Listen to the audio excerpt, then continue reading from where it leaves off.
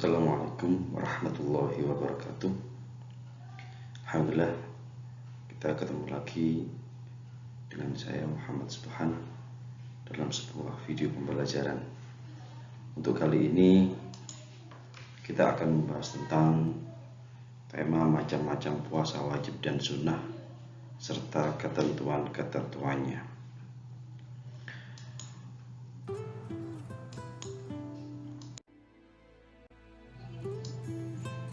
Sebelumnya kita akan membahas tentang tujuan pembelajarannya terlebih dahulu. Yang pertama, melalui strategi dan metode Katsot diharapkan para siswa mampu menjelaskan dan mempresentasikan macam-macam puasa wajib dan sunnah serta ketentuan-ketentuannya. Yang kedua, diharapkan para siswa bisa menjalankan puasa wajib dan sunnah dengan benar. Kata konsep yang ada di dalam materi pembelajaran ini, yang pertama untuk puasa itu ada puasa wajib. Puasa wajib ini ada puasa Ramadan, puasa Nadar, puasa kafarat, dan puasa qadha. Sedangkan untuk puasa sunnah di sini ada puasa Senin Kemis, puasa Syawal, puasa Arafah, Asyura, Ayyamul Bid, dan Syaban, dan juga puasa Daud. Yang pertama, kita akan membahas tentang macam-macam puasa wajib.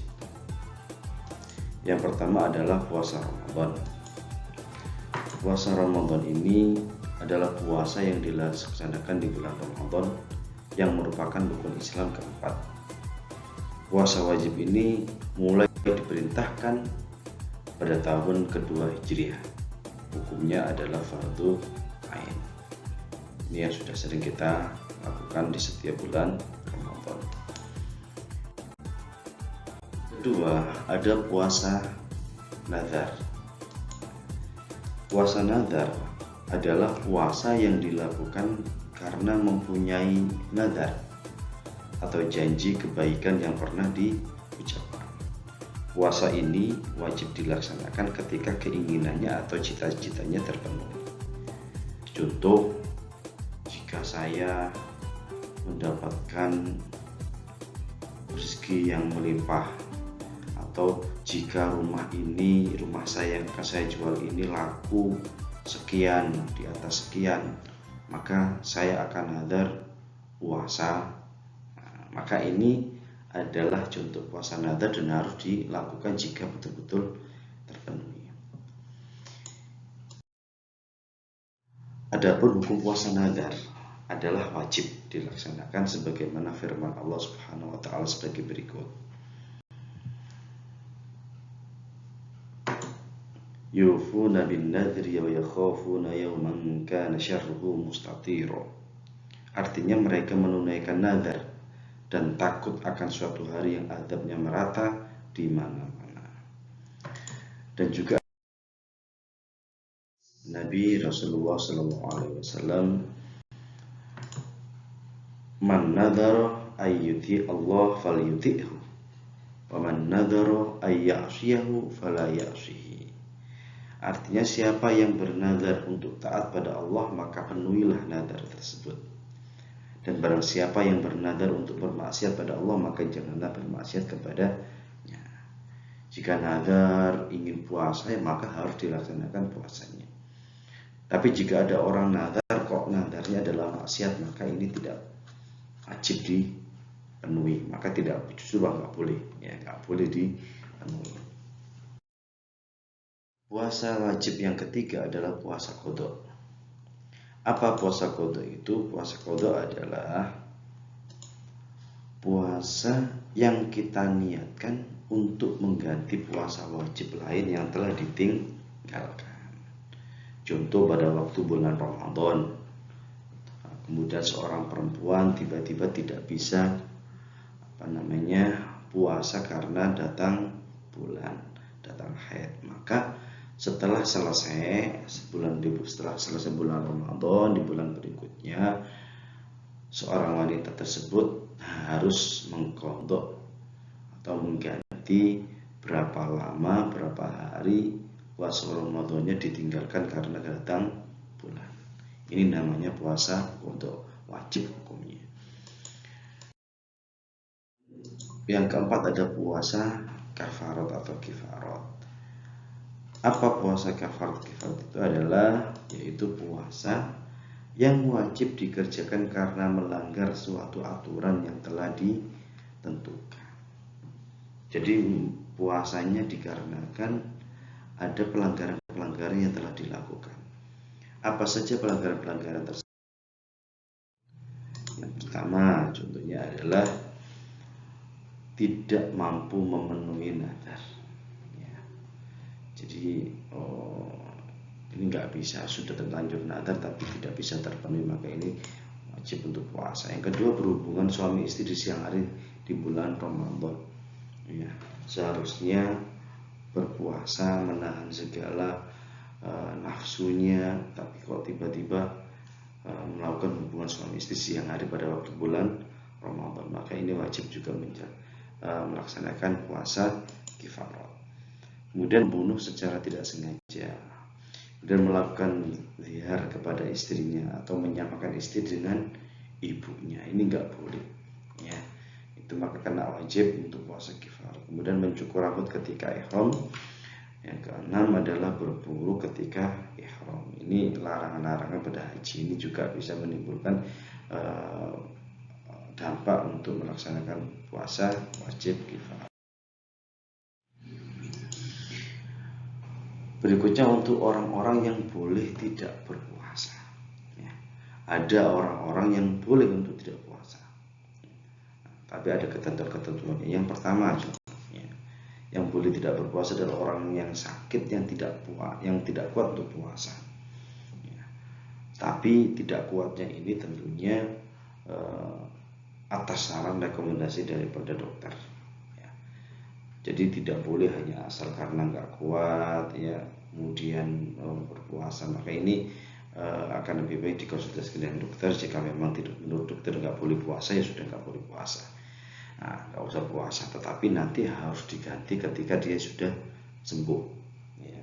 Bukan berarti nggak boleh puasa kemudian ya nggak puasa selamanya, tidak. Tetapi jika nanti sudah sembuh maka wajib untuk mengqadhanya. Ya. Yang kedua, orang yang sakit,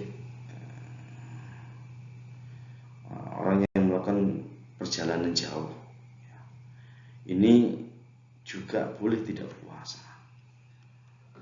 Tetapi disarankan dilihat jika perjalanannya itu memang tidak membuat capek, akan lebih baik untuk tetap berpuasa.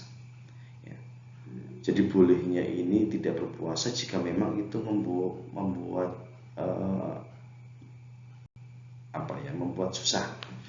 Ya. Dia nggak tahan dengan beratnya perjalanan. Tapi kalau perjalanan sekarang semuanya pakai AC, ya, perjalanan jauh tapi lewat tol sehingga sebentar, maka tetap aja puasa. Ya, jangan kemudian karena perjalanan jauh, ya, kemudian tidak berpuasa. Sekarang ke Jakarta aja sudah hanya bisa ditempuh 1,5 jam, ya, naik pesawat. Apakah boleh puasa? Tetap puasa. Jadi tidak boleh tidak berpuasa itu jika membuat masakot atau berat atau membuat susah, ya, membuat repot. Nah, ini baru bisa diperbolehkan untuk tidak berpuasa. Yang adalah orang tua yang sudah lemah dan tidak kuat lagi untuk berpuasa, ya, karena memang sudah usia dan memang nggak mampu untuk puasa, maka ini boleh. Ya. Kemudian berikutnya adalah orang hamil dan orang yang sedang menyusui, ini boleh tidak berpuasa. Ya. Nah, ini ada keterangan apabila khawatir orang yang hamil dan orang yang menyusui itu khawatir terhadap dirinya dan anaknya, maka wajib mengqadha. Ya, jadi tetap harus diqadha. Jika dia tidak berpuasanya itu karena takut janin yang ada di dalamnya, karena dia orang hamil, ya, karena dia kalau berpuasa maka berdampak pada janinnya. Nah, ini boleh tidak berpuasa. Atau orang yang sedang menyusui, jika dia puasa maka air asinnya nanti berkurang dan itu membuat anaknya rewel, membuat dia sakit, dan dirinya juga sakit, maka boleh tidak berpuasa. Nah, jika ini ada kekhawatiran terhadap dirinya dan anaknya, maka wajib qadha. Ya. Tetapi jika apabila khawatir terhadap anaknya, ya, cuma dirinya nggak ada masalah, cuman karena takut sama anaknya, maka wajib qadha di hari yang lain dan membayar fidyah, ya, 3/4 beras setiap hari yang ditinggalkan. Nah, ini yang harus dilakukan bagi orang-orang yang tidak berpuasa, terutama orang hamil dan yang sedang menyusui. Puasa sunnah. Macam-macam puasa sunnah ini ada puasa Tasu'a Asyura.